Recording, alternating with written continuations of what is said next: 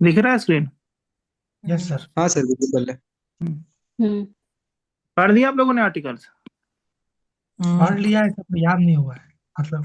We did our best. पढ़े थे यार, बहुत सारा दिमाग से निकल भी गया। चलिए बताइए, स्पेशल लीव पिटीशन किस आर्टिकल में? 136। गजब, बहुत सही। 136। हाँ, अच्छा चलिए, लगता है पढ़ कर आप। अच्छा बताइए एक चीज, हाँ, सुप्रीम कोर्ट का एडवाइजरी रोल और हाई कोर्ट का एडवाइजरी रोल किस किस आर्टिकल में? सुप्रीम कोर्ट इधर, हाई कोर्ट। सुप्रीम कोर्ट 143 और and high court is with high court का सर एडवाइजरी रोल तो होता ही नहीं है ना, उसके पास तो है ही नहीं। और कोई बताइए किस किस आर्टिकल में है या नहीं होता, बताइए। सर नहीं होता है हाई कोर्ट का एडवाइजरी रोल। कोई आर्टिकल नहीं है क्योंकि नहीं होता है। गूगली था सही ना। नहीं मतलब, है ना, अगर याद होगा, जैसे जो अच्छे से पढ़े होंगे ना उन्हें। ईपीएफओ में भी आया था अभी जो एग्जाम हुआ। ये मतलब यही सब सवाल आएगा ना, देखिए यही चीज है ना कि एक अच्छा सवाल ही वो पूछेंगे। 215 बोले वाला था, फिर याद है 215 तो वो है, कोर्ट ऑफ रिकॉर्ड होता है वो। नहीं, इसके पास होता ही नहीं है। हाँ। अच्छा, 215 से याद है, 219 क्या होता है बताइए? 219 सर वो जजेस के लिए। बहुत से जजेस के लिए, हाँ। ओथ। ओथ होता जजेस। अच्छा अच्छा एक बताइए आप लोग, 230-31 क्या है? सर 230 सुप्रीम कोर्ट की सीट है दिल्ली में, और 230 ही है ना वो। लग ही नहीं रहा कि 230 हाई कोर्ट होना चाहिए था कुछ। हाँ हाँ वही। 230 का हाई कोर्ट होगा ना सर। नहीं हाँ वो 130 होता है, सॉरी। वो 130। 124 से 147 है तो वही 230। 31 तो वो सिंगल हाई कोर्ट फॉर नहीं, हाँ भाई 2 मोर स्टेट्स के लिए है सर। 2 more states। किसमें 230 या 231 कौन सा? Common high court for 231। 2 और मोर स्टेट्स। ठीक है, 230 क्या होगा? कॉमन हाई कोर्ट्स फॉर 2 और more states, like multiple states ये के तो लिए कॉमन। 231 होता है ना। 231 का है भाई। 230 क्या होगा? 230 इसमें यूनियन टेरिटरी है शायद। पार्लियामेंट को के पास पावर है यूटी कि है, हाँ। हाई कोर्ट का हाँ, एक्सटेंड कर सकता है यूटी के लिए। हाँ, एक्सटेंशन ऑफ पावर है, हाँ। हाँ, एक्सटेंशन ऑफ जुरिडिक्शन। 140 बताइए आर्टिकल। 140 सुप्रीम कोर्ट का वो है। एनएससीएल सप्लीमेंट्री पावर ग्रांट करने के हाँ लिए। पावर का है। सप्लीमेंट्री पावर ग्रांट करने के लिए सुप्रीम कोर्ट को एक्स्ट्रा पावर क्या? हाँ 146 146 रूल ऑफ कोर्ट का होगा। नहीं, ये चीफ जस्टिस से रिलेटेड है। 145 है रूल ऑफ। 146 क्या? 146 कुछ तो CGI अपॉइंटमेंट से वगैरह रिलेटेड है। Administration of like supreme court. Servants वगैरह को अपॉइंट करते हैं। ऑफिसर्स एंड सर्वेंट्स को जो अपॉइंट करते हैं उसका चर्चा है। हाँ सुप्रीम। ये बताइए आप, 139 और 139A क्या है? 139 इशू ऑफ रेट्स है। 139A ट्रांसफर ऑफ केसेस है sir. 139A transfer of case है। Yes sir. मतलब सुप्रीम कोर्ट ट्रांसफर कर सकता है केस हाई कोर्ट से, यही ना? ऐसे है ना, one high court to another high court से, मतलब सुप्रीम कोर्ट ले सकता है कि वही कर सकता है सर। रिट वाला कुछ होगा ना, जैसे 139 में रिट है। वो तो 139A का मैं पूछ रहा हूँ। तो ए में तो उसी से कुछ जुड़ा हुआ होना चाहिए ना, अगर सब क्लॉज तो। नहीं देखिए, यहाँ पे नहीं कंफ्यूजन है, मैं बता देता हूँ एक समय गौर से। हाँ। ये कैपिटल ए है, ठीक है। 42 अमेंडमेंट वाला। ये कैपिटल ए है ना, तो जरूरी नहीं है कि, हाँ उसी टाइप का होगा, लेकिन जरूरी नहीं कि इससे डायरेक्ट रिलेटेड हो। ओके। हाँ, जैसे अगर ये 139A होता ना ये वाला, तो इसी का एक सब पार्ट होता कुछ ना कुछ। अच्छा, ये अमेंडमेंट को दिखाता है सर। इसकी सिमिलैरिटी सर्चुररी से भी है ना, रिट सर्चुररी जो होता है। इसमें क्या होता है ना, 139A में, कैपिटल ए की मैं बात कर रहा हूँ, इसमें क्या होता है कि एक हाई कोर्ट से खुद के पास या फिर किसी और हाई कोर्ट में केस ट्रांसफर कर सकते हैं। ये होता है बस। हाँ, एक लाइन यही बस याद रखिए, ट्रांसफर ऑफ केसेस। और ज्यादा मतलब इसमें कुछ है नहीं ऐसा याद करने के लिए। और मैं पूछता हूँ आपसे, अब इधर मैं आता हूँ, मतलब कोर्ट से बाहर आता हूँ मैं। बताइए, हाँ एक सेकंड, अभी अभी कुछ मत बोलिएगा। CAG, finance commission, election commission, commission for SC, for ST, ठीक है। बताइए क्या क्या आर्टिकल है, पूरा बताइए। 148, CAG 280, 148, 280, Finance Commission 280, 280, election commission election commission 324, and 324, 338 ABC 338 338 ABC 338 B 338, ये एसटी क्या का होगा? ई 338 क्या होगा, क्या होगा बताइए इसमें। बी 338 ए होगा ये। 338 होगा सर, वो ए 338 होगा बस। ये और होगा इसमें 338 ए होगा वो। और 338 बी क्या है ये बताइए।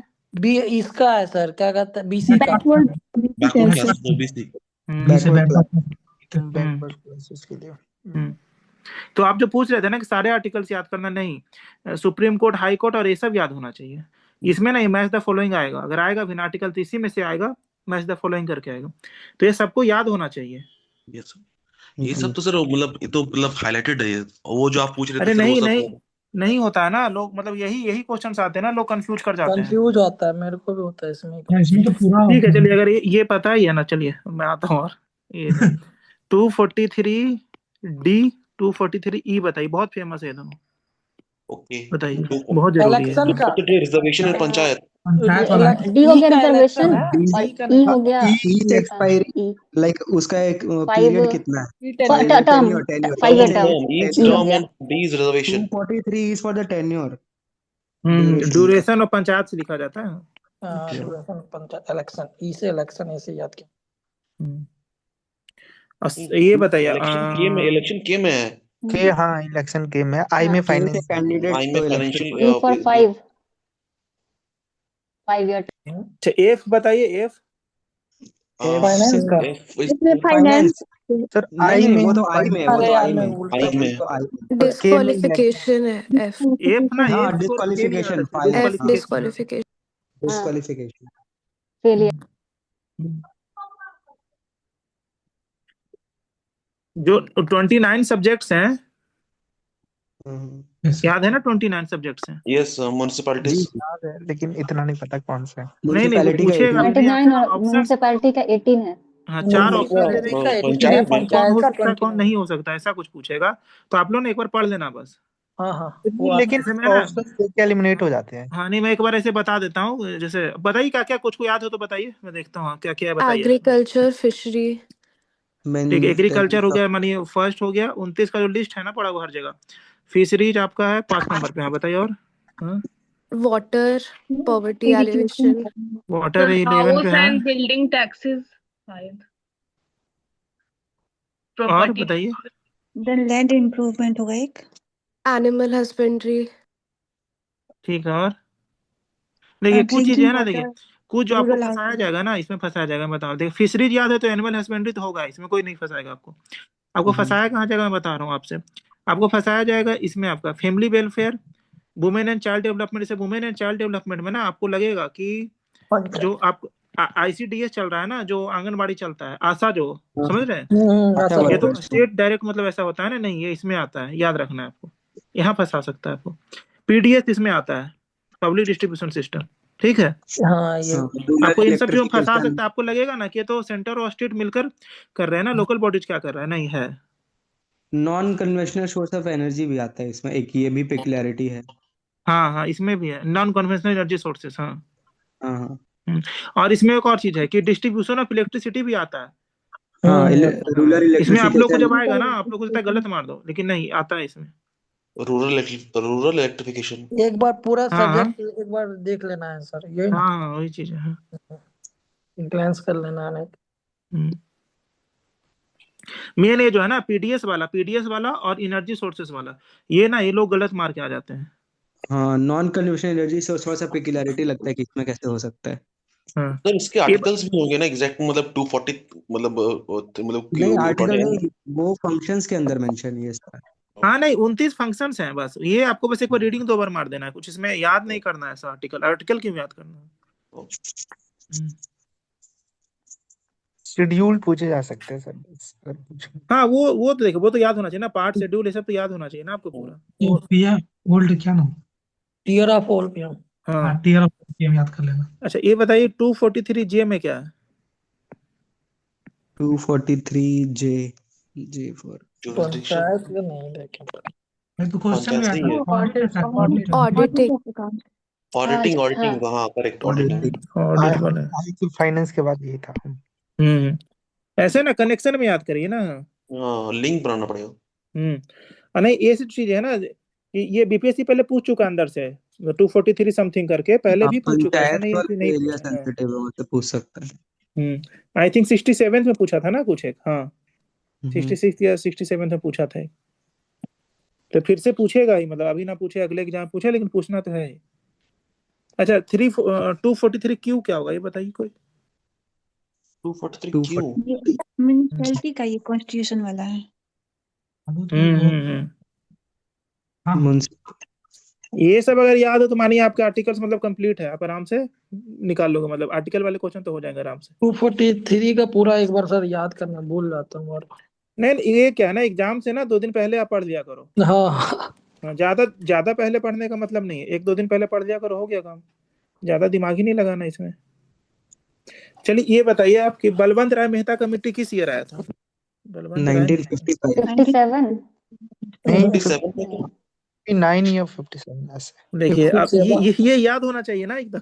57 57 में था और 59 में लागू हुआ था। इसे क्यों फॉर्म किया गया था कमेटी? वो कम्युनिटी डेवलपमेंट प्रोग्राम था, उसको एग्जामिन करने के लिए कि वो कैसा वर्क कर रही है इसके लिए। एग्जामिन करना था इसे, कम्युनिटी डेवलपमेंट प्रोग्राम और नेशनल एक्सटेंशन सर्विस। दोनों का ईयर बताइए, कम्युनिटी डेवलपमेंट का और नेशनल एक्सटेंशन वाले का। तो वो पहले वाला 1952 है और एक 53 हाँ एक साल बाद ही, हाँ 53 होगा। अशोक मेहता कमेटी का ईयर बताइए। 77 इसमें ना एक पीवाईक्यू था, मैं देख रहा था उसमें ना 78 दिया था, याद होगा आपको? यस सर 1977 हाँ तो उसमें था कि 78 में इसका रिपोर्ट आया था, तो उसने गलती से ऑप्शन 78 दिया था मैच द फॉलोइंग में। तो ये भी याद रखना है, पूछ दे क्या पता। जनता ये अच्छा बताइए फर्स्ट पंचायत कहाँ एस्टेब्लिश हुआ था? नागौर विलेज, नागौर डिस्ट्रिक्ट, नहीं नागौर 1959 में राजस्थान में, एग्जैक्ट नहीं पता सर। नागौर में ही था। मतलब इसका Second of गाना भी October। है ना नागौर का, आप लोग नहीं सुने हैं ना? राजस्थान जाओगे ना बहुत बजता है गाना, कभी सर्च करना यूट्यूब पे, नागौर पे गाना है, मतलब बहुत फेमस होता है, बहुत फेमस है। अच्छा इसे मतलब राजस्थान के बाद कहाँ पे हुआ था बताइए? राजस्थान आंध्रा में था। आंध्र प्रदेश में किस साल हुआ था? 59 में। नहीं 59 में तो राजस्थान में हुआ था। आंध्रा बताइए। उसी साल हुआ था क्या? Same year. सर ये ईयर वगैरह याद नहीं है। अरे बस ऐसे ही रिवाइज करना, जैसे मैं करा रहा हूँ ना, ऐसे ही बस, मतलब जब क्वेश्चन आएगा ना 77 78 आप नहीं भूलोगे, अब आएगा ना तो टिक मार दोगे। अब जैसे यहाँ पे हम लोगों ने डिस्कशन किया ना कि आंध्रा और राजस्थान 1959, आपको लग रहा है क्या भूल जाओगे एग्जाम में? नहीं भूलोगे, कभी नहीं आएगा, टिक मार दो। यहाँ पे अगर याद नहीं आता तो फिर वो ईगो पे आ जाता है, पढ़ के याद नहीं आता, फिर वो भूल नहीं पाते। पंचायत सर 80s और 80 to 90s के डेकेड में सर, वो जो पार्लियामेंट पंचायत वाला था जो कमिटी, उसमें और भी थे सर, वो बता दीजिए एक बार। हाँ मैं आ रहा हूँ अभी तो मैं 78 पे ही पहुंचा, रुक जाइए अभी। अच्छा बताइए जीबीए के राव कमेटी कब आया था? जीबी के राव कमेटी ये था 85 सर, 1985 में आया था। रिपोर्ट कब जमा किया? 86 में, 87 या 88 में?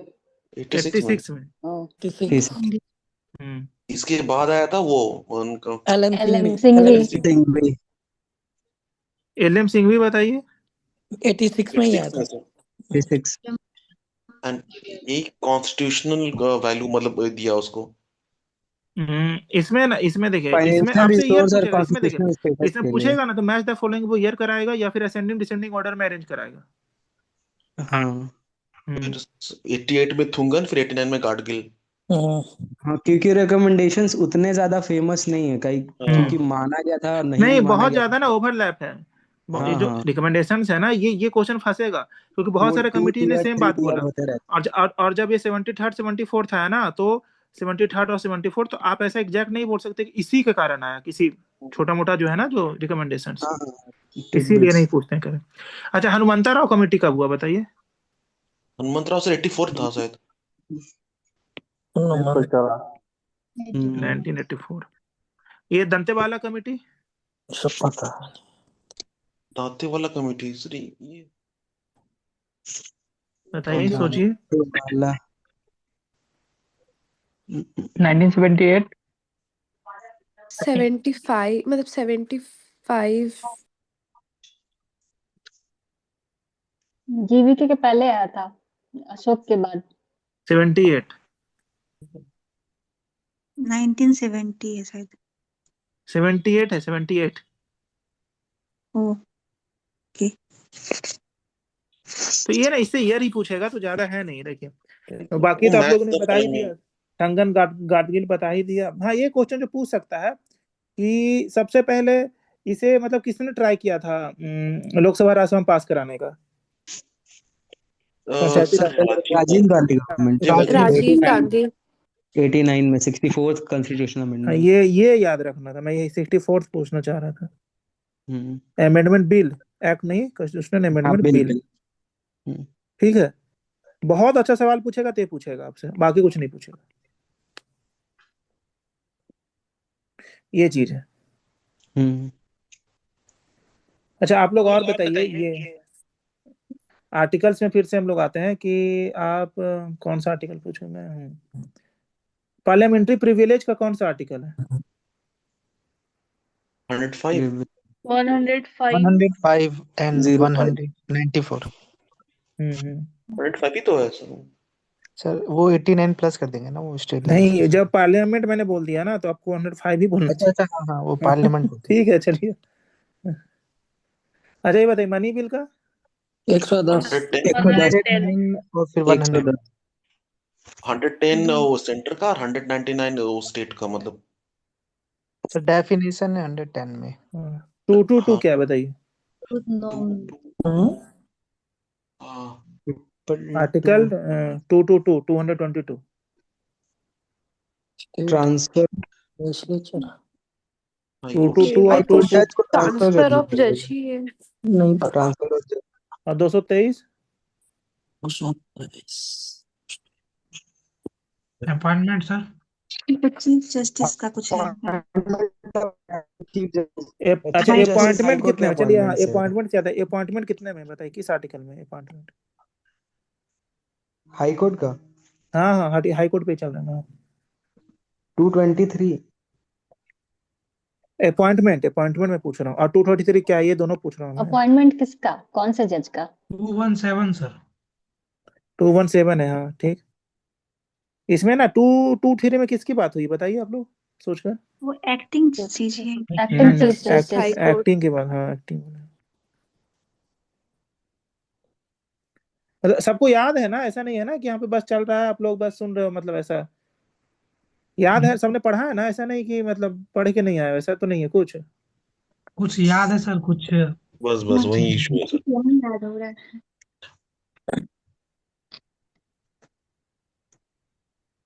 अच्छा, ये बताइए 124A क्या है? Supreme court formation. चलिए, अच्छा, मैं 124A क्या था? एस्टेब्लिशमेंट ऑफ ये क्या कहते हैं, कॉन्स्टिट्यूशन, ये constitution of supreme court. Appointment of जजेस है सर इसमें, उसका सुप्रीम कोर्ट। 124A क्या था मैं पूछ रहा हूँ, अब नहीं है, क्या IPC। था? ये क्या था, ये नहीं पता। एनजेक यही था IPC। जो आप पढ़ लिए ना, 99th, यही था ये। ओ एनजेक। 124A एनजेक था। हाँ, वो अब नहीं है, उसे वाइड कर दिया गया सुप्रीम कोर्ट के द्वारा। अब IPC है। तो ये चीज है, 124A, 124B, 123C, 124C, तीनों को सुप्रीम कोर्ट ने हटा दिया था। ऐसे मैंने पूछा, कोई जरूरी नहीं अब याद नहीं रखना उसे। अच्छा, जैसे यहाँ पे 223 था, ऐसे सुप्रीम कोर्ट में क्या है एक्टिंग चीफ जस्टिस के लिए? 127। एडहॉक का 27 और 127 एक्टिंग चीफ जस्टिस में बोल रहा सर 128 128 क्या है? चलिए बताइए, 128 भी बताइए। रिटायर्ड जस्टिस को शायद बुलाना रिटायर्ड का है। 128 रिटायर्ड जज का है सर। रिटायर्ड जज से रिलेटेड है, ठीक है। 126 है 126 है आपका एक्टिंग चीफ जस्टिस के लिए। एक्टिंग जस्टिस 127 एडहॉक और 129 कोर्ट ऑफ रिकॉर्ड 129 28 इसका है, हाँ 30 सीट और फिर वो कोर्ट ऑफ रिकॉर्ड सही बोला। 30 सीट, हाँ पूरा बताइए, किन्हीं को या तो पूरा बताइए, 31 32 33 सब बताइए। क्या सर? पूरा 131 से पूरा। हाँ याद है, किन्हीं को बताइए। 131 से 131 ओरिजिनल 131 याद है सर, ओरिजिनल जुरिडिक्शन है। और आगे 132 अपील का अपीलेट जुरिडिक्शन है, और सिविल का है, उसके बाद क्रिमिनल। ठीक है, आप नहीं पता सर? हाँ किन्हीं को अच्छा, एक अच्छा क्वेश्चन है, इन तीनों आर्टिकल्स में क्या है बताइए। वही तो अभी बोला सर। हाँ वही बाकियों को कंफ्यूजन आ रहा है, बताइए फिर से बोलिए आप। 132 क्या था? अपीलेट जुरिडिक्शन, इसका कॉन्स्टिट्यूशन मैटर का था, कुछ चीज अपील जैसे करना, और उसके बाद सिविल का है 133 में, 134 में क्रिमिनल का है। ये आप लोग याद रखिए, ठीक है। ये फंसा सकता है आपका बीपीएससी, तीनों दे देगा मैच द फॉलोइंग में। हाँ इसमें क्या याद रखना है, कॉन्स्टिट्यूशनल मैटर्स, ठीक है। 133 में क्या याद रखना है, सिविल अपील, इसमें क्रिमिनल अपील। ठीक है, ये अच्छा क्वेश्चन था। तो अब तो लगभग हो ही गया ना, ये आपका सुप्रीम कोर्ट तो अभी रिवाइज कर लिया हम लोग। अच्छा ये बताइए आप 142 क्या है? तो सबको पता होना चाहिए ना, ये 100 बार सुनोगे आप लोग। Sir complete justice. ये तो हमेशा आता है ना, कंप्लीट जस्टिस ये तो हमेशा आते रहता है ना। अच्छा ये बताइए अब कि जो राज्यसभा में इलेक्शन होता है, इलेक्शन ऑफ राज्यसभा मेंबर्स किस देश से लिया गया कॉन्स्टिट्यूशन में? South Africa. ठीक है चलिए, पता है ना ये सब चीज सबको, ऐसा तो नहीं पता। हाँ सोर्सेस ऑफ द कॉन्स्टिट्यूशन अच्छे से पता है। अच्छा ये बताइए जापान से क्या लिया गया? Japan procedure establish bye article 21 में है ना सर। एंड क्या तो था उसका start, person of liberty accept. नहीं यही लिया गया बस, प्रोसीजर एस्टैब्लिश बाय लॉ है जापान से। हाँ प्रोसीजर एस्टैब्लिश बाय लॉ।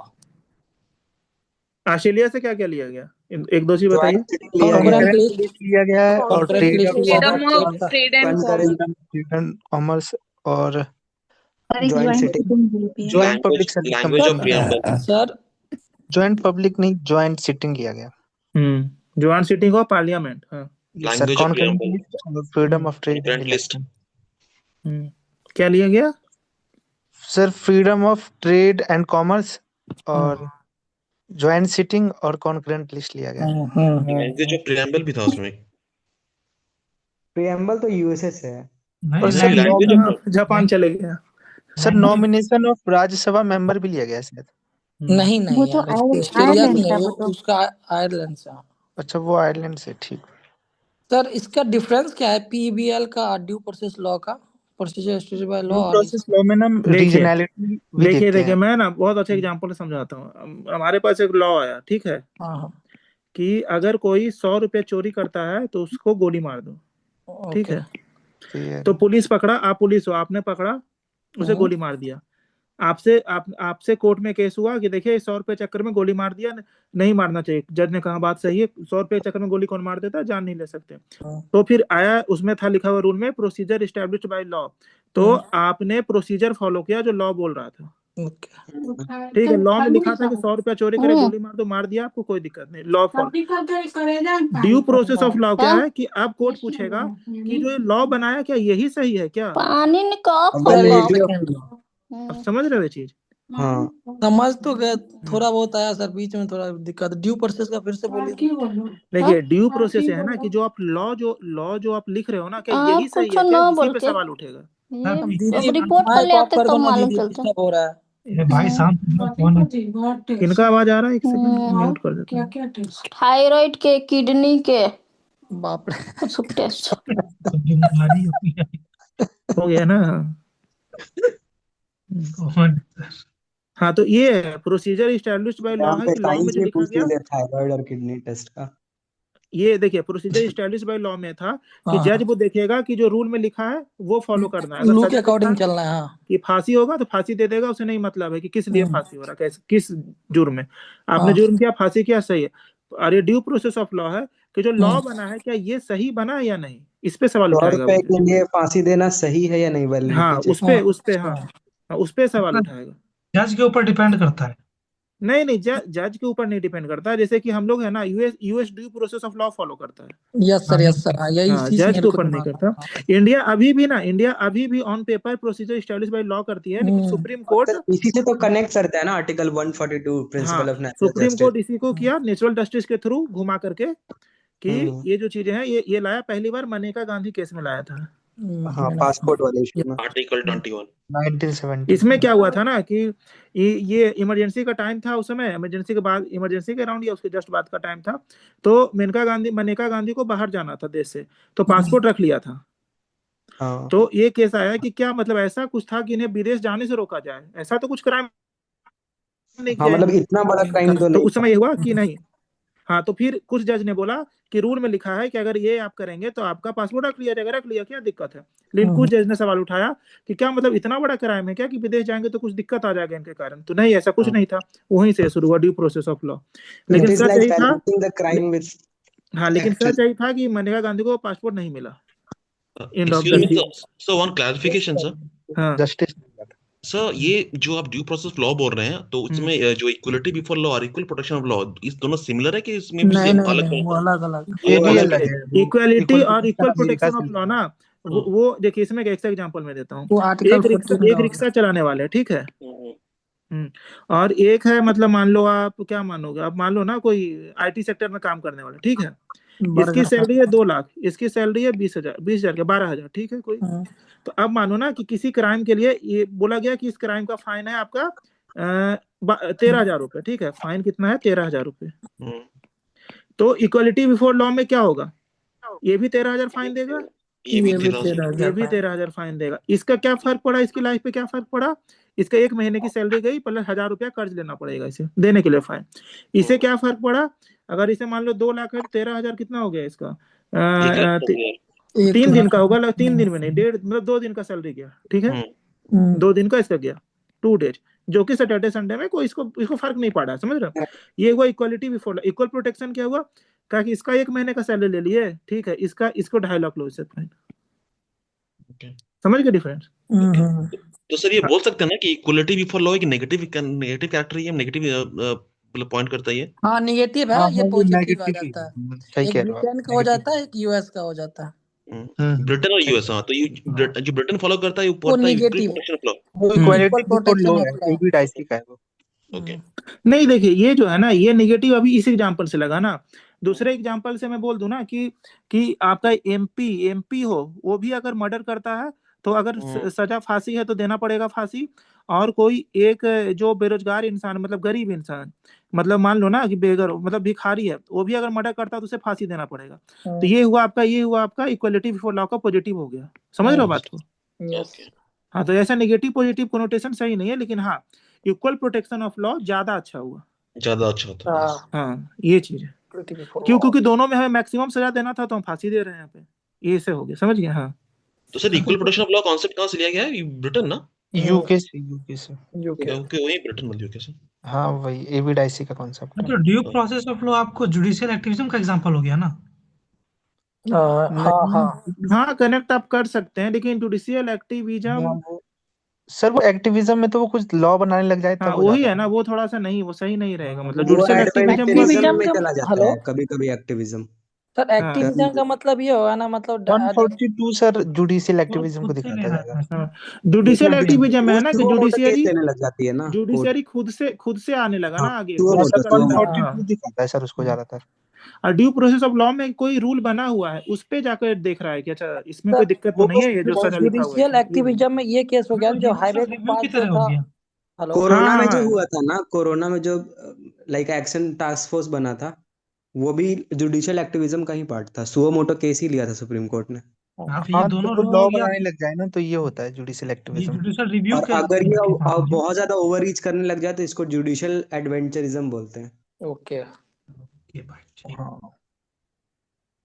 देखिए ड्यू प्रोसेस ऑफ लॉ का ना अगर एक लाइन में याद रखना, मैं बताता हूँ, due process of law constitutionality देखता है ये लॉ का। आपको इसमें है कि इंश्योरिंग, ये आप लिख सकते हो कि इंश्योरिंग की लॉ जो है ना वो आर्बिट्रेरी और अनजस्ट ना हो, ओके बस, और अनजस्ट ना हो। ये हुआ due process of law. Court देखेगा कि जो लॉ है वो आर्बिट्रेरी या अनजस्ट नहीं है, और प्रोसीजर इस्टेब्लिश बाय लॉ में नहीं देखेगा, बोलेगा लॉ तो लॉ है, पार्लियामेंट ने पास किया है, मुझे क्या। समझ गए आप डिफरेंस? हाँ, ब्रिक एंड मॉर्टर में फॉलो करेगा लॉ। इसमें आप बोल सकते हैं ना कि ड्यू प्रोसेस ऑफ लॉ जो है वो मतलब एक्स्ट्रा जो होता है ना, वो गवर्नमेंट के जो एक्स्ट्रा जो होता है ना उनके पास, जैसे आप बोल सकते हो ना कि ये गवर्नमेंट के ये क्या बोल हिडन सकते हो, इंटेंशंस को भी चेक हाँ, करता है उसमें ड्यू प्रोसेस ऑफ लॉ में। मतलब एब्यूजिव गवर्नमेंट से बचाता है, ऐसे बोल सकते हो, हाँ। ठीक है, abusive governance, sir authoritarian government. Authoritarian से बचाता है, ये है।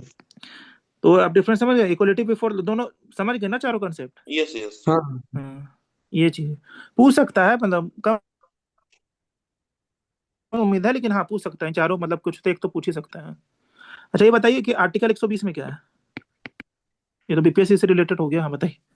120 120 120 120 121 क्या आ जाएगा? 120 लैंग्वेज लैंग्वेज यस, लैंग्वेज जिस ओथ लेता है, जिस लैंग्वेज में ओथ ले आता है।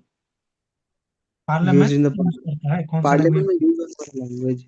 अभी इस पे क्वेश्चन आया ना अभी बीपीएससी में, आई थिंक डिलीट कर दिया ना, पता नहीं क्या लगता है। हाँ सब डिलीट ही किया।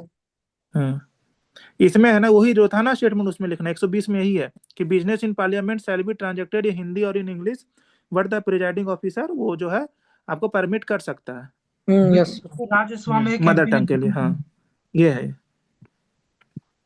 तो अब इस बार स्टेटमेंट दिया था, हो सकता है अगली बार आर्टिकल पूछ दे सीधा। सर डिस्क्वालिफिकेशन के बारे में थोड़ा समझाइए तो। क्या डिस्क्वालिफिकेशन?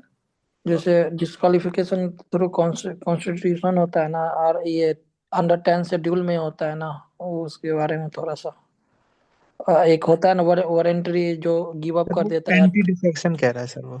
अच्छा अच्छा, देखिए इसमें क्या है ना, एंटी डिफेक्शन में क्या है ना कि एंटी डिफेक्ट, हाँ देखिए एंटी डिफेक्ट लोग क्यों खुद से ही रिजाइन कर देते हैं, ये बताइए, कोई बताइए। सर जब वो दूसरी पार्टी प्रोसेस से ज्वाइन कर बचने लेता के है लिए, मिनिस्ट्री उस के लिए। प्रोसेस में, इसीलिए हाँ वही तो, किस चीज से बचना voluntarily चाहते हैं, वही तो बोल रहा हूँ, retirement किस चीज से बचना चाहते हैं। सर वो पार्टी स्प्लिट का से बचना चाहते गाइडलाइंस भी हो सकता है, उससे भी या विप को बचना। ना फॉलो करना भी तो डिफेक्शन का एक ग्राउंड बन सकता है। हाँ वही, डिफेक्शन में ऐसा क्या है जिससे वो बचना चाहते हैं? लाइक सर वो उनको फिर 2 साल तक, मतलब वो होता है ना कि उसको हटाई इलेक्शन के लिए, इलेक्शन कॉन्टेस्ट करने से बार्ड किया जाएगा ना फॉर सर्टेन पीरियड। क्वेश्चन नहीं समझ पा रहे सर, पूछना क्या चाह रहे हैं? नहीं बता रहा हूँ मैं, देखिए जैसे कुछ लोग है ना जो मानिए पार्ट एंटी डिफेक्शन उन पे लग सकता है, ठीक है, एंटी डिफेक्शन जो लॉ है वो लग सकता है उनपे, लेकिन वो उससे बचने के लिए ना रिजाइन कर देते हैं पहले ही। मतलब व्हाट इज लाइक नेगेटिव क्या है ऐसा एंटी हाँ, इस डिफेक्शन एंटी डिफेक्शन लॉ में ऐसा क्या है जिससे वो बचना चाहते हैं रिजाइनेशन दे करके, ये बताइए आप। इट्स लाइक कि न्यूज के थ्रू तो पता था पर अभी दिमाग से निकल गया है।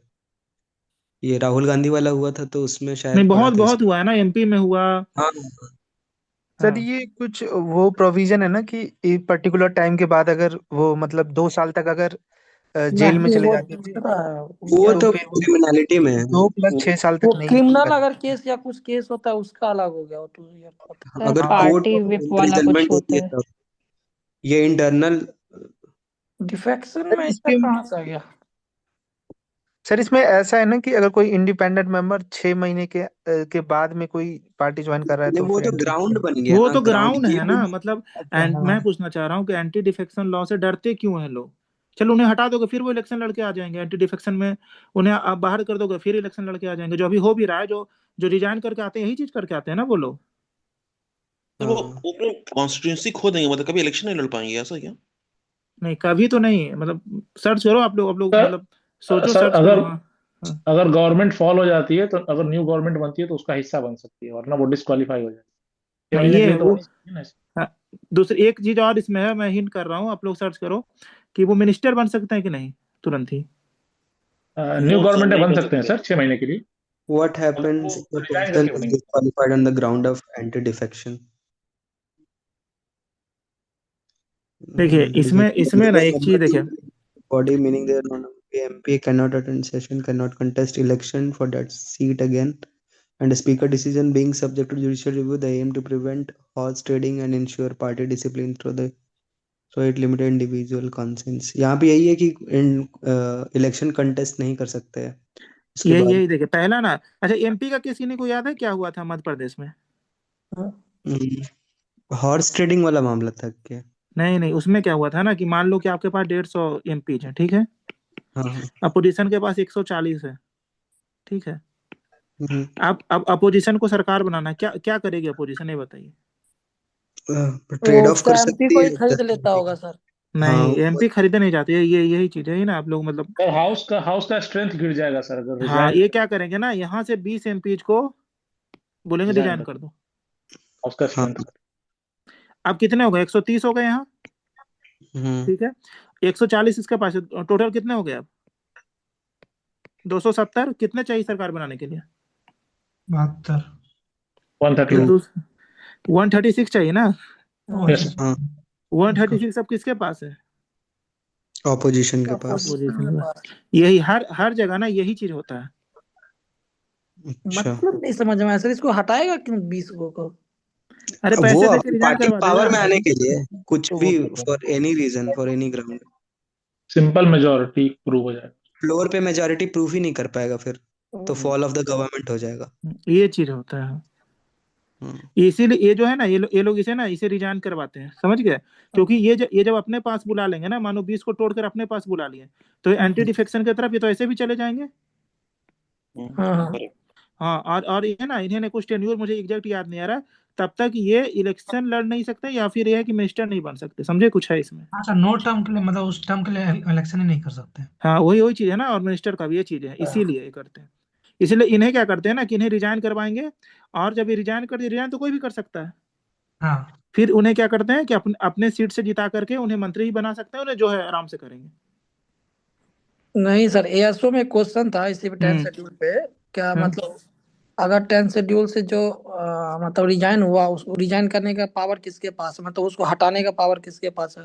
स्पीकर के पास। स्पीकर तो के पास है। स्पीकर के पास होगा, हाँ उसमें क्या डाउट। हाँ हाँ ऐसा ही क्वेश्चन था वही। हाँ तो अरे वो तो हाँ तो पावर। मेनली एंटी डिफेक्शन से या तो फिर वो पूछ लेता है, शेड्यूल पूछ लेता है, या फिर यही हाँ पूछता है कि जिसके पास तो पावर है। टेंडर ठीक है, चलिए चलिए, हाँ। मेरा नहीं कहने आप का क्वेश्चन मतलब को ये है नहीं सर। वो पूछ रहा था ना कि एंटी डिफेक्शन में फैसला कौन लेगा, तो वो स्पीकर लेगा, उसमें कोई डाउट स्पीकर नहीं। लेता है, हाँ। हाँ आप हाँ और बट कॉन्स्टिट्यूशनली से हटाएगा तो ये गवर्नर लेगा। हाँ वो तो अलग चीज है, हाँ इसके बाहर जब हटाना वो होता है ना, 10th के बाहर जब करना होता है, डिस्क्वालीफाई तब हाँ होता है, हाँ तो वो यही कभी होता नहीं है, वो सब तो होता ही नहीं है इंडिया में सब। हाँ तो इसमें क्या है ना, इसमें देखिए, इसमें एक चीज और होता है, मैं और बता रहा हूँ। यहाँ क्या होता है ना कि जब ये 20 लोग रिजाइन करते हैं ना, जैसे, तो ये गवर्नर अभी अभी स्पीकर किसका होगा यहाँ पे, 150 वाले का।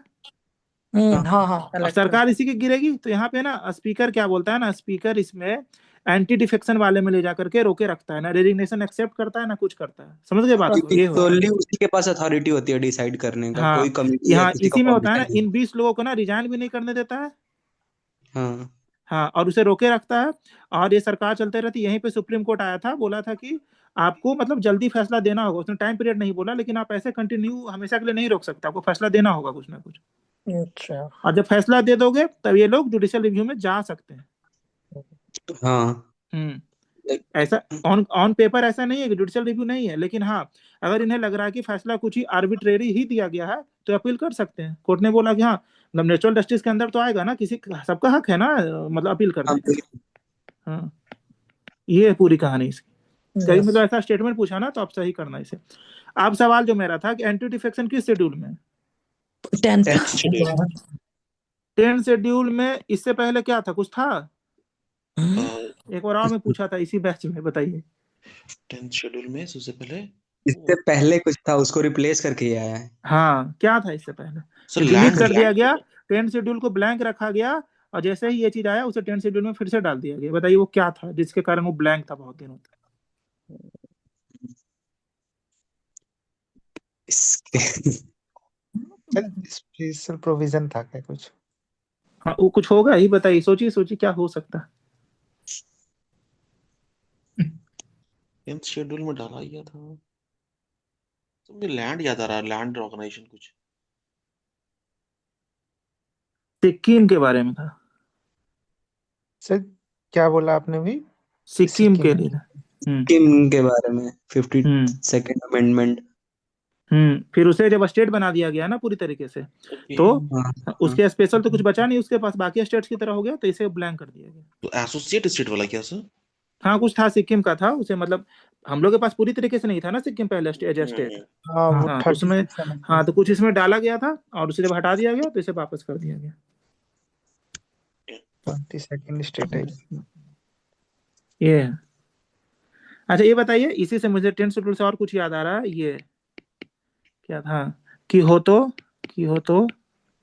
होलोहन केस क्या था बताइए। अच्छा अरे जुडिशियल रिव्यू वो ये सर ये तो ब्लैंकेट इम्यूनिटी को हटाता है ना, वो जो फर्स्ट अमेंडमेंट से 9 शेड्यूल में डालते थे।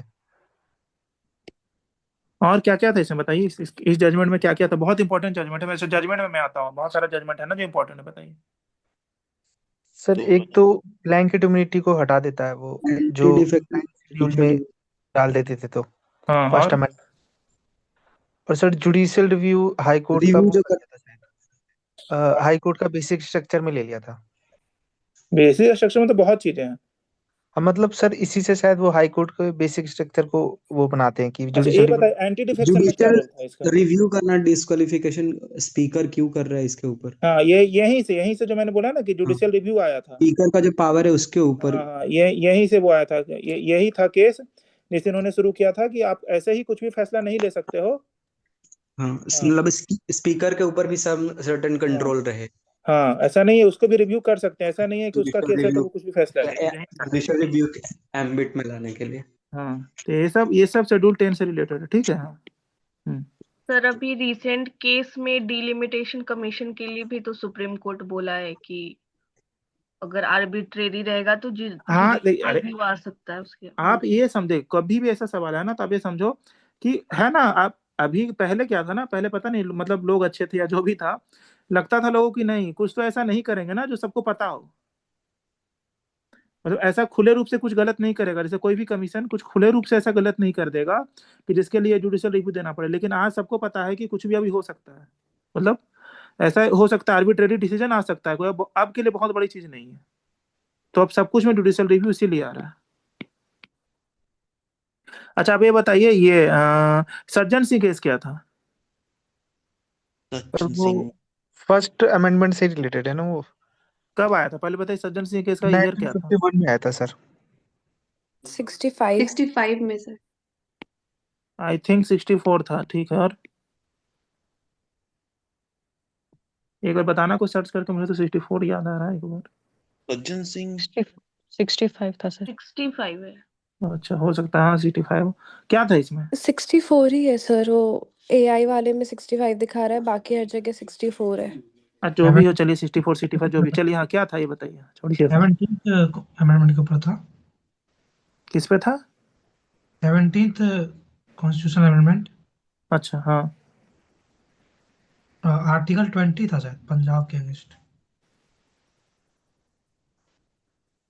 इसमें था ना कि इसमें देखिए, इसमें क्या था कि आर्टिकल 20 का चर्चा हुआ था, और इसमें था आपका प्रॉपर्टी राइट्स का भी चर्चा हुआ था, दो चीजें मेन थी।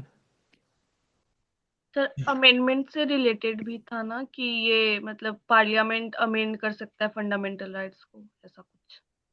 हाँ यही था। मतलब अगर एफआर और डीपीएसपी में जब कुछ कॉन्ट्रैक्ट मतलब वायलेट होगा तो उसमें हम लोग एफआर को ज्यादा कुछ ऐसे ही नहीं वो मिनर्वा मिल केस था ना। नहीं कोई इसमें भी था। 20 आ गया तो एफआर आ ही ना गया। अच्छा चलिए, गोलकनाथ केस क्या था, उससे अब क्लियर होगा, बताइए। सर वो फंडामेंटल राइट को अमेंड नहीं करते, वो सैक्रोसेंट बना दिया। फंडामेंटल राइट को सर सैक्रोसेंट बना दिया था, अमेंड नहीं कर सकती। किसमें, गोलकनाथ में? यस सर 67 में। प्रिएम्बल के बारे में था ना कि उसको अमेंड कर सकते हैं कि नहीं। नहीं मतलब फंडामेंटल राइट को सर इसमें सैक्रोसेंट बना देता ना। यही था, फंडामेंटल राइट्स को बोला गया कि आप कुछ नहीं कर सकते उसके साथ, कुछ नहीं कर सकते, सैक्रोसेंट बना दिया। स्ट्रक्चर में आ जाएगा। सर आर्टिकल 13 के अंडर में उसमें कुछ भी अमेंडमेंट नहीं कर सकते फंडामेंटल राइट के regarding. Any law which violates fundamental right null and void. Article 13 क्या होता है बताइए? ये सर तो सर ये अगर कोई भी अगर फंडामेंटल राइट को अगर वो वायलेट करेगा ना तो वो उसको फिर हटा देंगे डॉक्ट्रिन ऑफ सेवरेबिलिटी से। जितना तो पार्ट null and मतलब void वायलेट वो करेगा कानून उसको ही हटा null and देंगे। void हो जाएगा। नहीं आर्टिकल 13 इतना मुश्किल नहीं है, उसको तो चेंज हुआ, आसानी से बता आर्टिकल 13 क्या है, बस सिंपल सा सवाल। सर अगर कॉन्स्टिट्यूशनैलिटी को अगर कोई भी लॉ अगर वायलेट करेगा ना तो फिर वो नल एंड वॉइड हो जाएगा। नहीं, judicial fundamental review right article 30। Fundamental rights को फंडामेंटल राइट्स को जो भी कोई देखिए एक लाइन है, ये सब चीज देखिए, any law inconsistent with part 3, बस ठीक है हाँ ये। बस फंडामेंटल राइट। जुडिशियल रिव्यू भी तो बोल सकते हैं उसको ना, आर्टिकल 30 इसमें ड्यू प्रोसेस ऑफ लॉ आता है सर। उसे बोल सकते हैं लेकिन वो ऑन मतलब ऑन पेपर नहीं है ना, उसे बोल सकते हैं हम लोग, ठीक है। हाँ हाँ ऑन मतलब पेपर अगर नहीं है। वन वर्ड में ऐसा बोलना हो तो ये कह सकते हैं। हाँ। अब फिर से आते हैं हम सज्जन सिंह वाले केस पे। क्या था 78th कॉन्स्टिट्यूशनल अमेंडमेंट एक्ट, क्या था बताइए? 78 सॉरी 17th, हाँ सॉरी 17 नंबर।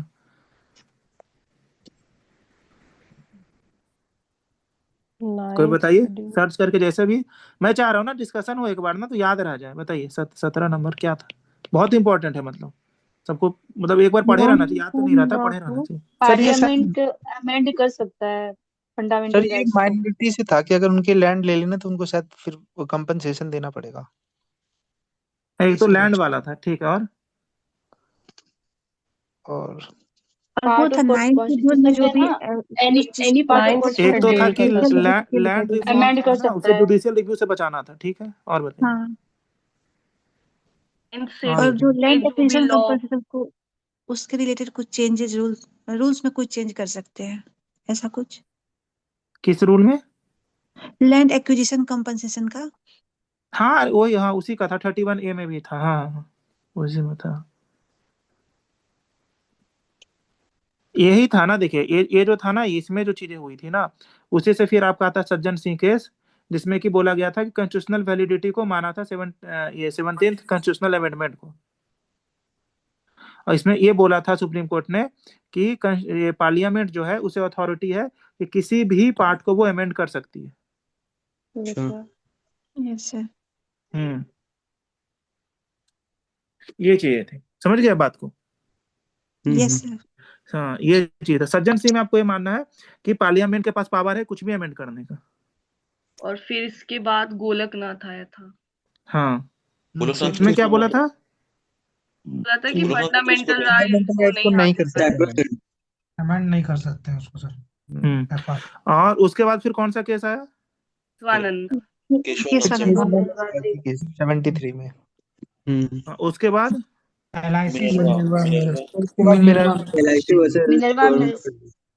अच्छा अभी बताइए बमन राव केस क्या था? ये भी बहुत इंपॉर्टेंट है सर वामन राव में बोला ना कि 24 अप्रैल 1973 से पहले के जो केसेस होंगे ना, उसकी हम वो अगर उसमें ब्लैंकेट इम्यूनिटी है 9 शेड्यूल का, लेकिन उसके बाद वाले में फिर नहीं है।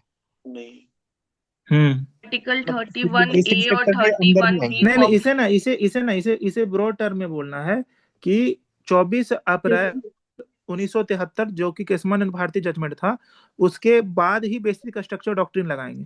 हाँ वही बेसिकली। हाँ अमेंडमेंट्स में 9 शेड्यूल है, मतलब वो सच है, लेकिन वो है ना थोड़ा सा कम हो जाता, सबसेट हो जाता है, आप समझ रहे हो ना मतलब। उसके बाद कोई भी लॉ को हम जुडिशियल रिव्यू में डाल सकते हैं, मतलब हाँ वही चीज। हाँ मतलब कुछ लॉ है ना जिसका पहले बन गया ना, आप उस पे उसके लिए कोर्ट नहीं जा सकते कि आप उसे भी डालो, ये था। 1973 के पहले बनी लोग को ना नहीं डाल सकते उसमें। 24 अप्रैल 1973। ये बताइए IR Coelho versus state of Tamil Nadu क्या था? सर ये यही था कि ब्लैंकेट इम्यूनिटी नहीं है जुडिशियल। इसमें था कि जो भी 24 अप्रैल 1973 के बाद 9 शेड्यूल में जो डाले जा रहे थे ना स्टेट पूरा एकदम, उन्होंने बोला कि नहीं आपका कोई प्रोटेक्शन नहीं, आप डालते रहो, कोई फर्क नहीं पड़ता उससे, जुडिशियल रिव्यू हो सकता है उसका। जैसे अभी आया था ना, हल्ला हुआ था कि CAA जो है कॉन्स्टिट्यूशनल अमेंडमेंट एक्ट, इसको 9 शेड्यूल डाल देंगे, 9 शेड्यूल डाल देंगे, नहीं हल्ला हो रहा था शुरुआत में। वो तो हाँ तो फिर कोर्ट कुछ नहीं कर पाएगी, तो कोर्ट ने बोला कि नहीं 2007 में ही IR कोहेलो केस में हो गया कि कोई मतलब नहीं, अब डालो, हमारे लिए वो नॉर्मल है। आयर कोहेलो केस का सबसे बड़ा ये चीज था कि इन्होंने बोला जुडिशियल रिव्यू होगा, आप कुछ भी कर लो, नया शेड्यूल डालो ना डालो, अगर 24 अप्रैल 1973 के बाद का है तो। ठीक है, आप ऐसे याद रखना। फिर वैसे कौन सा केस के लिए सर हो रहा था ये वाला जो डालने की बात हो रही थी? आयर कोहेलो अमेंडमेंट भी कर दिया था ना वो 9th शेड्यूल में। क्या बोल रहे हैं, क्या क्या था केस? मतलब वो सीए जो अभी जो कौन सा वो केस था जो मतलब हल्ला हो रहा था कि उसमें डालने के लिए मतलब 9th में कॉन्स्टिट्यूशनल अमेंडमेंट एक्ट अभी था ना 2020 में जो हल्ला हो रहा था, सीए वाला ना? अच्छा। हाँ, अरे बहुत सा भी होता है ना, बहुत सारा ऐसा था। स्टेट भी बोलता है ना कि मैं डाल दूंगा, ये करूंगा, ये करूंगा, ये चीजें। बॉर्डरिंग स्टेट्स को प्रॉब्लम होता है ना इससे, इसीलिए बार बार ये उठते रहता है। हाँ, तो ये सब चीजें मतलब चलते रहते, बहुत सारा रूल है ना। कोई स्टेट भी तो डाल देता था ना उसमें, कि स्टेट भी मतलब बोल करके कि अरे ऐसा कुछ स्टेट के लिए लॉ भी डालते थे। तो ये चीजें हैं। तो अब हो गया ऐसा कि सबके बिहार में तो जुडिशियल केस रिव्यू। हुआ था रिजर्वेशन पे। सर अगर अभी रिसेंटली देखा जाए तो एसआईआर वाले मुद्दे से लाइक सिटीजनशिप से तो क्वेश्चन पूछ सकता है, क्योंकि अभी एयर्ड है ये मुद्दा, तो हाँ, एसआईआर से ये आपका लिंक करके पूछ सकता है। प्री में क्या पूछ सकता है, मुझे लग रहा है कि ना ये यही इलेक्शन कमीशन वाला ही क्वेश्चन पूछेगा। अच्छा। हाँ, ज्यादा कुछ तो ऐसा है नहीं जो पूछेगा। सर वो वैसे बचना चाहते हैं ऐसी चीजों से, कंट्रोवर्शियल चीजों से। नहीं नहीं, ऐसा कुछ नहीं, आपको वो सब मत सोचो आप। ये क्वेश्चन डिलीट करने वाले लोग कंट्रोवर्सी से कैसे बचेंगे?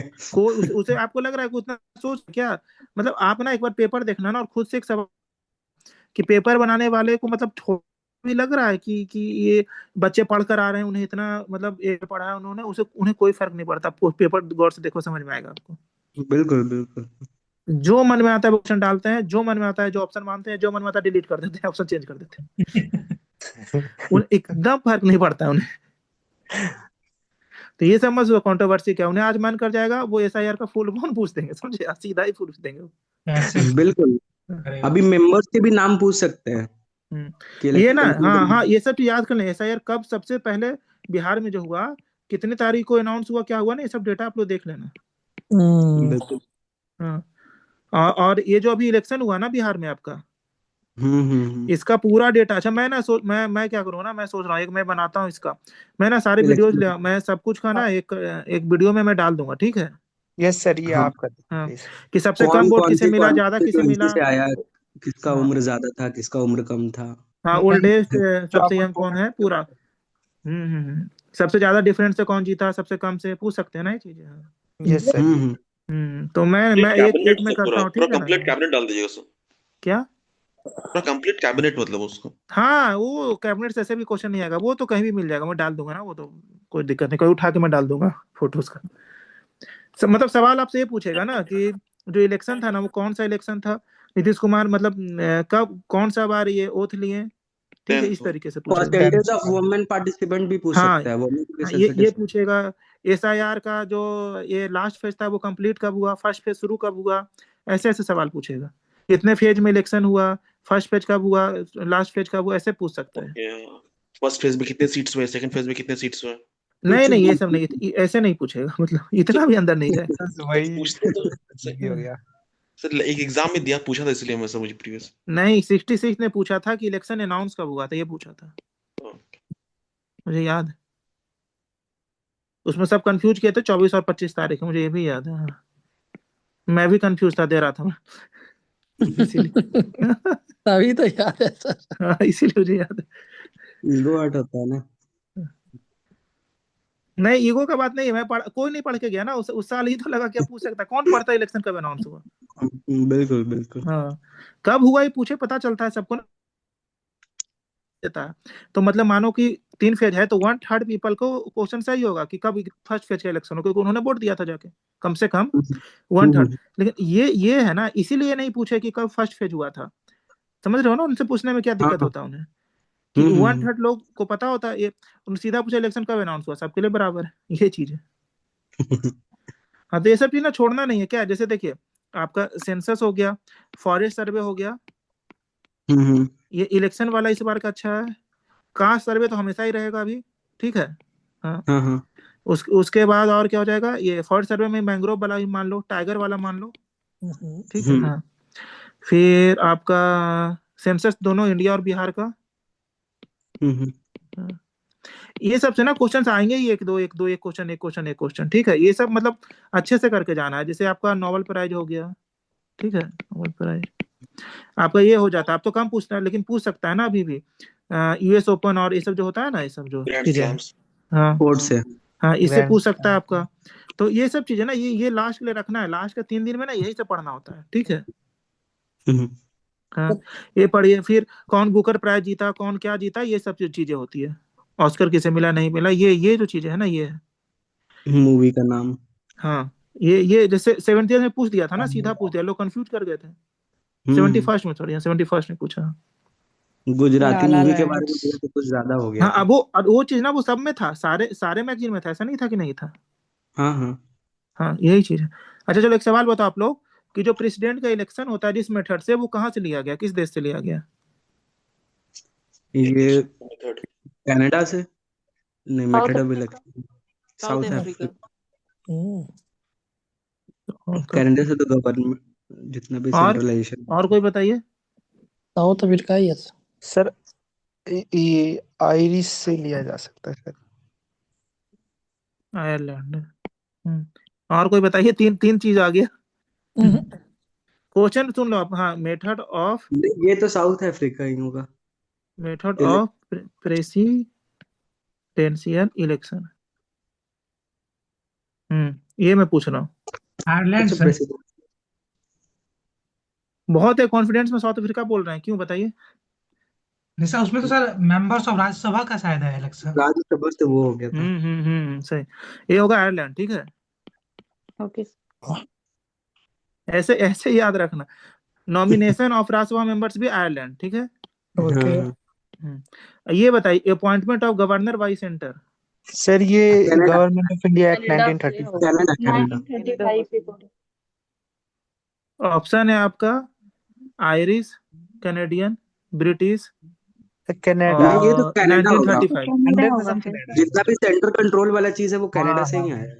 जो भी जिसमें सेंटर नहीं, पावरफुल ऑप्शन होता सुन लीजिए फिर से। Canada, Irish, British, GOI 1935। 4 option से बताइए। कनाडा है। कनाडा जियो आई से हमने सर पोस्ट जियो किया है आई बट इसमें 1935। हमने पोस्ट किया है क्वेश्चन क्या? But appointment of governors by by by centre. Centre. Centre. हाँ, ये है, ये कनाडा बताइए। ये है कनाडा यूएस से आया था। Canada Canada. सर। किनको सर लग रहा है 1935? सर ये वो पोस्ट आपका लिया है हमने। ऑफिस ऑफ गवर्नर लिया गया 1935 से, याद रखिएगा। यस दोनों सर, में चेंज है, पोस्ट समझ किया रहे है। हैं ना आप? Yes sir. हाँ, दोनों बहुत डिफरेंस है। ऐसा नहीं है, मतलब ये मतलब याद रखना है। अच्छा, ये अच्छा, और बताइए आप। क्या पूछा? हाँ, डीपीएसपी। आयरिश। वो Irish. Irish Irish Ireland Irish Ireland. अच्छी चीज आयरलैंड से ली गई है। और उन्होंने स्पेन से लिया है। अच्छा, सही हाँ बात। हाँ, वो सही नहीं बात। पूछा। बीपीएससी अभी वहां नहीं जाएगा। हाँ। ये first past the post system. Past the post system. तो ये हमने वो इंग्लैंड से लिया होगा। इंग्लैंड, ब्रिटेन से, ब्रिटेन, यूके। ब्रिटेन। क्या होता है पता है ना? किसी को डाउट तो नहीं है इसमें? नो नहीं नो पता। सर। मेजोरिटी वाले लेंगे। सर बता दीजिए एक बार। अरे कुछ नहीं है, मतलब हाँ ये आपको मेजोरिटी वाले ले मतलब लेंगे। 4 लोग खड़ा है ना इलेक्शन में, तो हमें फर्क नहीं पड़ता किसे कितना वोट मिला। जिसे सबसे ज्यादा वोट मिला वो जीत गया, ये ठीक अच्छा है। वो अच्छा। हाँ बस, हाँ। उसे बहुत बहुत बहुत जगह ये ऐसा रूल होता है ना, बहुत देशों में रूल है कि आपको इतना % वोट चाहिए, ठीक है। हाँ, इसमें नहीं है। अगर अगर मानिए परसेंटाइल 100, सिस्टम के जैसा होता है। हाँ 100 लोग हैं, उसमें से मानिए कि 10 लोगों ने ही वोट दिया, 8 लोग खड़े थे, एक एक 7 को मिला, एक को 3 वोट मिला, वो जीत गया, ठीक है। बस 3 वोट से ही वो जीत चुका है 100 में से। ये है। लोकसभा का इलेक्शन इसी से होता है ना। हर हाँ, यही हो रहा है ना, मतलब जो भी डायरेक्ट इलेक्शन हो रहा है ऐसे ही हो रहा है। हाँ। ये अमेंड करना चाहिए सबसे पहले। अरे नहीं, चीज है ना कि और भी चीज करेंगे ना तो और खराब हो सकता है, आप समझ नहीं रहे। और सर ये हाँ। हम लोग वो है ना, मतलब हमारे वहाँ पे लिटरेसी कम है तो फिर ये ठीक है। नहीं, ऐसे भी ना आप कुछ भी लाओगे ना, बहुत बहुत दिक्कत होगा। पता चलेगा ना कि साल में 10 महीने इलेक्शन हो रहा है, सारे सरकारी ऑफिसर्स ना वो प्रिजाइडिंग ऑफिसर बन के घूम रहे देश में। ऑफिस नहीं आ पा रहा है कोई। सर वो तो अभी भी होता है। ये चीज है ना, ये लोग ना नौकरी के पहले नहीं सोचते। हाँ, ये चीज और मैं बता दूं, इलेक्शन करवाना पड़ता है। बहुत बढ़ना पड़ता है सर। बहुत दिक्कत है बात, सब मतलब बहुत मुश्किल चीज है ये चीज। अच्छा, ये बताइए आर्टिकल 141 क्या होता है? और 227 क्या होता है, ये दोनों सर बताइए। वो सुप्रीम कोर्ट के लॉ वो नीचे वाले कोर्ट को भी मानने पड़ेंगे, आर्टिकल 141 है। यस ठीक है। Law binding. और 227 7 हाई कोर्ट को सबऑर्डिनेट कोर्ट का 226 में तो हाई हाई कोर्ट का रेस्ट है, सुपरवाइजरी 27 पावर। में हाँ 227 क्या बोला बताइए। हाई कोर्ट सुपरवाइज सुप्रीम करेगा बाकी सुपर कोर्ट्स और tribunal. सुपरविजनरी power on like superintendent lower courts के ऊपर, ट्राइब्यूनल्स के ऊपर। ये 228 बताइए जल्दी। हाँ भाई साहब ट्रांसफर ऑफ केसेस। सही है। कंफ्यूजन क्यों हुआ, पहले तो आपने बताया था, सर ये क्वेश्चन अभी मुझे सब आपने लोगों ने बताया कि बताया था था। वो भूल गया इसलिए पूछा। 229 चलिए तो सबने बताया था, जल्दी जल्दी। हाँ भाई सर्वेंट वाला सर क्या था? हाँ मुझे लग रहा है ना कि लोग बुक खोल कर रखे थे, अभी बंद कर दिया लोगों ने, मुझे ऐसा नहीं लग सर, वो चीफ जस्टिस एडमिनिस्ट्रेशन के लिए वो अपॉइंट करेंगे। अब ना वो पेज पलट दिया, उन्हें मिल नहीं रहा है। 1935 का जो एक्ट आया था, कितने आर्टिकल्स थे इसमें और कितने शेड्यूल्स थे, चलिए बताइए। ये दोनों 441 आर्टिकल था। कितने थे? शेड्यूल 8 थे। 445 हाँ शेड्यूल 8 था, 445 आर्टिकल था। और उसके बाद पार्ट 21 22 नहीं 22 पार्ट नहीं 22 हाँ 22 पार्ट था, 22 पार्ट था सर। अब बाकी सब लोग हैं या फिर कहीं लग रहा है गलत है, बताइए। देखो हमें पता ही नहीं। 395 नहीं सर, आर्टिकल याद नहीं है। 395 आर्टिकल था, सॉरी सर 395 आर्टिकल था। 5 आर्टिकल और था। 22 हाँ पार्ट। हाँ हाँ हाँ। सर ये आप वो 1935 वाला पूछ रहे हो या वो जो आया था कॉन्स्टिट्यूशन शुरुआत में उसका पूछ रहे हो? 1935 एक्ट गवर्नमेंट ऑफ इंडिया वाला जो था।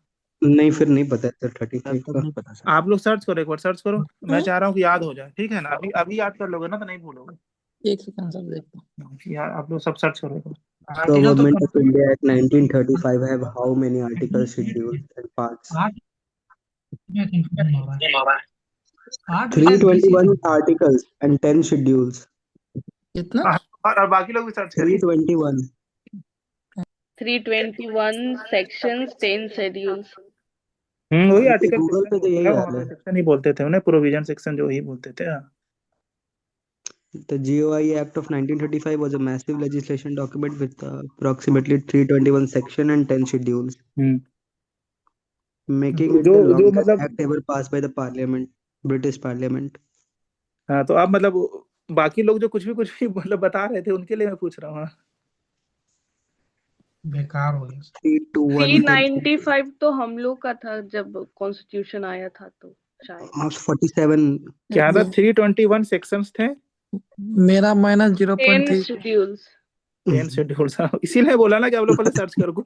एक भी सही नहीं बताया आप लोगों ने, इसीलिए मैं रुक हम गया, लोगों पहले ने सर्च स्किप कर कर दिया था सर, हमारा बच गया। 0.33 तो नहीं हुआ।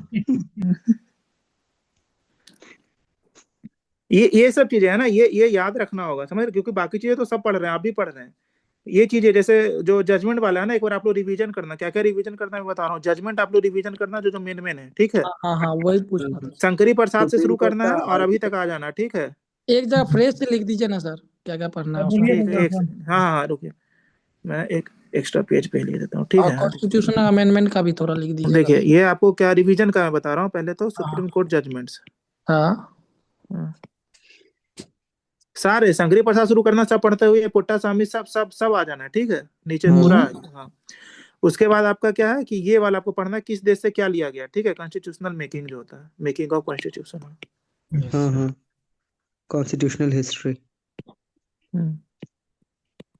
मेकिंग ऑफ कॉन्स्टिट्यूशन, ठीक है। इसमें और थर्ड है, कुछ कुछ जो याद आपको रखना है ना। ये देखिए 1861, फिर आपका ये 1909, 1919 और 1935। ये ना ये 61 से पूरा ही 1935 तक अच्छे से रखना है, ठीक है याद। Okay sir. पूरा क्या हुआ कब हुआ, ये इससे आता है ये सवाल, इससे आना ही है, ठीक है। और ये दोनों से तो पक्का ही पूछ देते हैं। अब बीपीएससी नया उसे 1935 से मन किया पूछने का, ठीक है। तो आप ये तीनों अच्छे से पढ़ना है। जी सर। और मतलब डीपली पढ़ना है, ठीक है। मतलब ऐसा है कि ये कुछ भी पूछेगा, मतलब बहुत ये मुझे याद आ रहा है 70 में ना बहुत डाउटफुल था क्वेश्चन, याद है आप लोग को? 1935 लक्ष्मीकांत वाला। लक्ष्मीकांत तो इनफ रहेगा ना? क्या? लक्ष्मीकांत सर। हाँ अरे तो इसमें चेंज थोड़े होगा ना, अब तो कहीं से पढ़िए अब। क्वेश्चन कुछ क्या था सर, याद है? 35 में आया था ना, उसमें था ऑप्शन था ये कि इसमें बोला गया था कि इसे फिर से चेंज करने के लिए नहीं था ऑप्शन, ऐसा करके था। आप देखना 70वीं बीपीएससी का था, मैं एग्जैक्ट बोल रहा हूँ। ओपन करूं क्या सर, देखता हूँ। हाँ, तो उसमें था ये चीजें, तो आपको ये पढ़ना है। फिर और क्या है बता रहा हूँ मैं, ये हो गया 4 नंबर पे आपको, कि फिर से मैं बोल रहा हूँ high court and supreme court पूरा याद होना चाहिए, ठीक है। याद सर, उसको याद करूंगा, रट्टा मारूंगा अच्छे से। पूरा अच्छे से याद होना चाहिए, ये हो गया। फिर जो मैंने पूछा ना वो आपसे, फाइनेंस कमीशन क्या था, इलेक्शन कमीशन क्या था? हाँ उनके आर्टिकल्स, हाँ, यूपीएससी का क्या है, कॉन्स्टिट्यूशनल बॉडीज के आर्टिकल। स्टेट कमीशन का क्या है, ठीक है। हाँ हाँ, ये चीज है। फिर एससी का, एसटी ओबीसी वाला जो है वो, ये अच्छे अच्छा, से under the government of India act 1935 who was the first elected chairman of Bihar, ये तो ये था। नहीं ये नहीं था कुछ, अच्छा सवाल था, उसमें 4 स्टेटमेंट था। कुछ फेडरलिज्म का, हाँ उसी टाइप से कुछ तो था, याद फेडरेशन नहीं। बनाने के ऊपर भी था कुछ। हाँ उसमें एक स्टेटमेंट था ये, हाँ। और एक स्टेटमेंट था कि रिव्यू करना है या नहीं, वो ही कुछ करके था। हाँ हाँ वो पावर ट्रांसेंड करती है कि नहीं रिव्यू करने के लिए। हाँ ये मतलब अच्छा सवाल था वो, हाँ जो भी था, हाँ मुझे याद एग्जैक्ट नहीं है। तो इसमें ना ये चीजें आपको करना है। और आप लोगों ने पीवाईक्यू किया पूरा बीपीएससी का? कर ही हाँ रहे हैं सर। कर रहे हैं कहाँ से सर। कर रहे हैं आप लोग? जो सर आपने इनकी पे डाला है उससे कर रहे हैं, वो तो बीपीएससी का है, हाँ। और फिर घटना चक्र से। मतलब अगर मौका मिल रहा है ना तो आप लोग ये सब भी कर लो, टीआरई वगैरह का जो आता है ना सवाल, तैयारी टीआरई, एएसओ, सीडीपीओ पहले होता था ना, अलग होता था ना यानी सीडीपीओ। हाँ सारे पेपर करना है क्या? मतलब अलग अलग पेपर क्या होते हैं? नहीं मतलब आप देखिए, अब टीआरई में ना कुछ हिस्ट्री, टीआरई का ना हिस्ट्री अच्छा है, बाकी करो ना करो। History sir. अच्छा, उसने अच्छा आगे दिया, जा मतलब बहुत अच्छा सकते दिया, हैं मतलब सोचने में मजबूर करेगा। आप पढ़ोगे ना तभी लगेगा कि अरे अच्छा सवाल है, ऐसा लगेगा। सर, डेट आगे जा सकता है? नहीं नहीं, मुझे जाएगा। मुझे तो मतलब 0% चांस लगता। उस पे ध्यान मत ये चीज पागला बोल। है, कुछ भी वो लोग बोलेगा फालतू का, ये सब दिमाग में। यूट्यूब पे देखिए, यूट्यूब पे ना कुछ भी चलता है। अभी नया चला है कि 70th के खिलाफ लोग बहुत मतलब वो कर रहे हैं कि रिजल्ट गलत आया है। अभी देख रहे होंगे आप लोग वीडियो। मेरे फीड में तो नहीं आता, यूट्यूब ऑफ है सर। यूट्यूब ही ऑफ करके रखिए सब चीज। हिस्ट्री ऑफ है सबसे अच्छा है ना, यूट्यूब। देखिए मैं सबके लिए मेरा एक एडवाइस है, आप लोग ना यूट्यूब का हिस्ट्री डिलीट करिए पहले। उसके बाद एक उसमें ऑप्शन आता है जिसमें ऑटो डिलीट होता है, ठीक है, हिस्ट्री। वॉच हिस्ट्री ऑफ करने का होता है। हाँ डिलीट नहीं, ऑफ करने का होता है, सॉरी। हाँ ऑफ करिए, ठीक है। वॉच हिस्ट्री ऑफ करिए। आप अगर कुछ देख भी रहे हो ना सर्च करके, तो जैसे ही आपने यूट्यूब बंद किया ना, वो फिर 0 पे आ जाएगा। वो ऐसा पेज खुलेगा, इसमें सर्च करने के लिए बीच में खुलेगा, और कुछ नहीं रहेगा इधर उधर, सब ब्लैंक मैं रहेगा। तो सब्सक्रिप्शन में से अच्छे चैनल्स को कर लिया और बाकी को हटा दिया है। ये चीज है। तो ये चीज ना अभी कम से कम ये चीज करिए, क्योंकि ऐसा है ना, यूट्यूब एक बार खोल लिया ना, तो या तो कुछ बुरा लगेगा, अच्छा लगेगा ना, 2 घंटा 3 घंटा बर्बाद होगा। Yes sir. ये मिल ही नहीं रहा। क्या? सर वो क्वेश्चन ढूंढ रहे, मिल ही नहीं रहा है अरे कहाँ। कोई नहीं, अगली बार हम लोग डिस्कस कर लेंगे, मैं ले आऊंगा खुद से ढूंढ करके, ज्यादा सोचना नहीं है। तो अभी अगले देखिए, अगले बार ना मैं बता रहा हूँ, आप लोग पढ़ लीजिए, आज ही पढ़ना आप लोग को ये चीज। आज पढ़ लेना है सर। हाँ, कॉन्स्टिट्यूशनल बॉडी जो है, हाँ इसी ये सब का। हाँ। फिर जुडिशियरी में लोक अदालत वाला जो पार्ट है ना, उसमें अच्छे क्वेश्चंस बनते हैं, ठीक है। लोक अदालत, लोकायुक्त। हाँ वो वाला जो है ना, मतलब अच्छे, उससे सवाल ना गलत होता है। ऐसे पूछता है ना कि सीएम से ये करेंगे या फिर हाई कोर्ट के जज को एडवाइस लिया जाएगा, ये सब जो सवाल है ना मैं करवाऊंगा, ठीक है। हाँ तो एक बार लोक अदालत लोकायुक्त आप ही पढ़ा दीजिए ना, थोड़ा डाउट लगता है उसमें। हाँ ठीक है, वो अच्छा है, मतलब हाँ वो बहुत डाउट होता है। मैं ना एक वीडियो बना देता हूँ, ठीक है, अगले 3-4 दिनों में। अच्छा ठीक। मैं बता एक बना दूंगा, उसमें टाइम लगेगा ना, वो मैं 2-3 जगह से रिसर्च करके मैं बना दूंगा, ठीक है। हाँ और आपका हो गया, ये हो गया कॉन्स्टिट्यूशनल बॉडी, जुडिशरी हो गया। और मैं आपसे पूछ लूंगा जहाँ से सवाल आ सकता है, जैसे पार्लियामेंट से मैं फिर पूछूंगा, ठीक है, वहां से सवाल आएगा ही। Yes sir. पार्लियामेंट में आपको पढ़ना क्या है? आपको पढ़ना है ये कि कमिटीज कौन कौन होता है। Yes sir, estimate committees. हाँ ये है, इससे इस बार चांस है पूछने मेंबर्स का। कितने होते हैं? हाँ फिर आपका जो कमिटी। मोशन आता है ना, सेंसर मोशन, ऐसे पूछा था इस बार, पूछा था यस ना, सर, हाँ yes censure sir. Versus. Judgement motion, ये सब ये पढ़ लेना। ये 2 से आ सकता है सवाल, ठीक है। हाँ फिर आपको क्या शेड्यूल्स और पार्ट्स रटे होने चाहिए। Yes sir. शेड्यूल पार्ट्स और जो आर्टिकल्स मैंने बताया कि जो जो इम्पोर्टेंट है वो, ठीक है। जैसे 1 से 51 तो मतलब ऐसे याद होना चाहिए ना कि कभी पूछे तो सीधा बता दो। Okay sir. बिल्कुल। 1 से 51 में सब पार्ट्स के साथ ये चीज, ठीक है। और उसके बाद तो आपको खुद मतलब देखोगे ना प्रेसिडेंट में 72 इम्पोर्टेंट है क्या है, वो आपको दिख जाएगा, ठीक है ना। हाँ यस सर। तो इतना आपको करना है, ठीक। ये अगली बार ये सब हम लोग इस पे डिस्कशन करेंगे, और उसके बाद फिर तो पूरा हो ही जाएगा ना, तो फिर हम लोग रैंडम ही कुछ भी डिस्कशन करेंगे उसके बाद। Yes sir. और सर ये कॉन्स्टिट्यूशन अमेंडमेंट कौन सा पढ़ना है? सारा अमेंडमेंट देखिए, अमेंडमेंट करना मैं सबसे अच्छा आपको बताता हूँ। ये अपना लूसेंट है ना आप लोगों के पास? हाँ हाँ लूसेंट नहीं तो कोई और भी बुक होगा ना, उसमें दिया हुआ है अभी तक करंट वाला, आप करंट तक ले लेना। उसमें ना इम्पोर्टेंट खुद से दिया हुआ है, वो पढ़ लेना। ठीक है सर, ठीक है। अब पंचायती राज तो हो ही गया, उतना ही हाँ enough है। उससे भी मैं पूछूंगा ना क्वेश्चंस और भी, ठीक है ना। ये लोक अदालत से मैं कनेक्ट करके कुछ कुछ मैं पूछूंगा, ठीक है उससे फिर उधर। तो लोक और अदालत चल रहा है ना, तो मैं कुछ में पूछ दूंगा बीच में कि 5th क्या है, शेड्यूल ठीक है। और जैसे 6th शेड्यूल का सर, उसमें क्या भी शेड्यूल का? 5th शेड्यूल 6th शेड्यूल का। अच्छा हाँ, वो उसमें ना, उसमें देखिए इसमें ना बहुत कम। अच्छा मैं इसके ना 2-3 सवाल में पूछ दूंगा, उससे ना आपका क्लियर हो जाएगा, ठीक है। हाँ और इसमें आपका हाँ 243 आपको आर्टिकल अच्छे से पढ़ना, पूरा पढ़ लेना आप, ठीक है। हाँ ये इसको नोट करना। 243 अच्छे से पढ़ लेना आप, ठीक है। तो मतलब मजा आ रहा है ना इसमें? ऐसा तो नहीं, बोरियत तो नहीं हो रहा है? बिल्कुल सर, बहुत सर इनलाइटेड। इसको थोड़ा ये करिए ना, क्या कहते हैं, थोड़ा छोटा करने दीजिए ना, स्क्रीनशॉट ले लेता हूँ। अच्छा एक सेकेंड, दिख रहा है अब? हाँ दिख रहा है। ठीक है तो सर आपने वो सुबह बोला था ग्रुप में क्वेश्चन डालेंगे, तो कौन से ग्रुप में क्वेश्चन सर आपने डाला है सर? कौन से ग्रुप में? क्वेश्चन जो आपने बोला सर डाल देंगे मैथ के। अरे हाँ वो, अच्छा वो डाला नहीं है ना। अच्छा रुको, मैं अभी अभी डाल रहा हूँ, ठीक है ना। पहले मैं ये आप एडीओ में हो क्या? यस सर, एडीओ वाले में। हाँ मैं ना अभी नंबर सिस्टम का डाल रहा हूँ, ठीक है। वो पहले आप लोग सॉल्व करना। ठीक है सर। अभी डाल रहा हूँ, मेरे दिमाग से निकल गया था, ठीक है। अभी मैं डाल रहा हूँ उसे। सर मैथ का भी जैसे अभी करवा रहे हैं 1-2 घंटा, उसका भी करवाना जरूरी हो गया सर। ठीक है बताइए। मैथ्स का, हाँ मैथ्स का मेरे था प्लान में, वो टाइम नहीं मिल पा रहा था इसलिए हो नहीं रहा। बताइए कौन सा टॉपिक करवाना है, बता दीजिए अभी। हाँ उस टॉपिक पे होगा, बताइए। मैथ से मेरे को तो थोड़ा परसेंटेज स्टार्टिंग से स्टार्ट करते हैं ना सर। परसेंटेज कर लेते हैं, परसेंटेज हाइट और जिसमें हाइट ज्यादा है वही करवाइए ना। सर वो रेशियो वाला तो ठीक है। रेशियो आसान है सर, वो उसमें मिल्क में इतना मिला दिया, इतना सर। निकाल एक लिया। मिक्सचर का देखिए क्वेश्चन उसका थोड़ा ना, दिक्कत हो रहा उसका मैं एक शॉर्टकट बताता हूँ, आप पहले ट्राई करना फिर मैं सॉल्यूशन बताऊंगा। आप पहले ट्राई करना, मैं शॉर्टकट बता रहा हूँ। किसी एक को ना पकड़ के, वो कांस्टेंट होगा, समझ रहे हैं आप? है। उसे पकड़ लो आप। जैसे मानो ना कि 4 लीटर मिल्क है, इसमें इतना पानी मिला, ये मिला है, वो मिला है, तो आप देखना ना वॉल्यूम ऑफ मिल्क कांस्टेंट हो गया ना यहाँ पे। 4 लीटर दूध था, उसमें पानी मिलाया, कम मिलाया, ज्यादा मिलाया, जो भी किया, आपको बस उस क्वेश्चन में ढूंढना है कि कांस्टेंट क्या है, ठीक है। अच्छा। हाँ आप उसे ढूंढ लेना कांस्टेंट क्या है इसमें। एक तो कोई वैल्यू होगा ना जो कांस्टेंट रहेगा, समझ गए। 10 लीटर है पानी, उसमें से 4 लीटर मैंने दूध मिला, उसमें 5 लीटर और पानी डाल दे, कुछ भी क्वेश्चन हो सकता, उसे आप जैसे वॉल्यूम ऑफ मिल्क हो गया कांस्टेंट, इससे पकड़ लेना। फिर देखना आपको आसान लगेगा ये चीज, ये ऐसे सवाल आसान लगेंगे। अच्छा आप ट्राई करना, नहीं होगा तो मैं अगले क्लास में ना कभी आप पूछना, मैं जैसे ही लाइव में तो मैं बता दूंगा, ठीक है, उसी टाइम पे।